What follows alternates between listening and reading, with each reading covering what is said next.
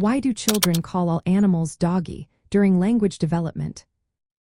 Imagine a tiny child pointing at a cat, a horse, or even a bird, and saying doggy instead of their real names. Why does this happen so often in early childhood? Well, it all ties back to how young brains learn words and make sense of the world around them.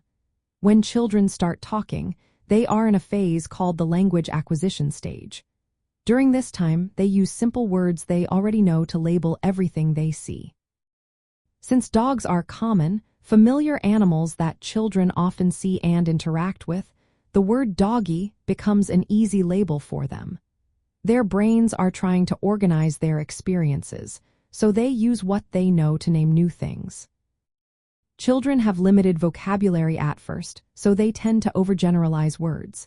This is called overextension. For example, if a child learns the word doggy, they might call all four-legged animals doggy. This makes sense because many animals share features like fur, for legs, and tails. Over time, as they hear more words and get better at distinguishing animals, they learn the correct names for each one. This process is part of the language development stages, where children move from using simple sounds to more precise words. Another reason children call all animals doggy is because they prefer easy sounds to pronounce. The word doggy has simple consonant and vowel sounds that are among the first they can produce. It is also a word they hear often, making it more familiar and easier to say. As their speech skills grow, they begin to differentiate animals more accurately. They start to understand that a cat is not a dog, and a horse is not a dog, because they recognize different features and hear different names repeatedly. Parents and caregivers can support this stage by gently correcting overgeneralizations. For example, when a child calls a cat doggy, you can say, "Yes, that is a cat, not a doggy."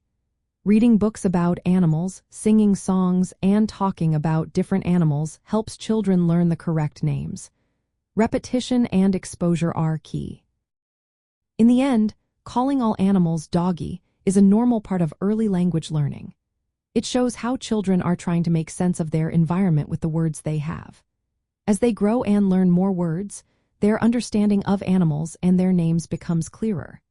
This stage reflects how their brains process sounds, categorize objects, and build their vocabulary during important periods of brain growth and communication development.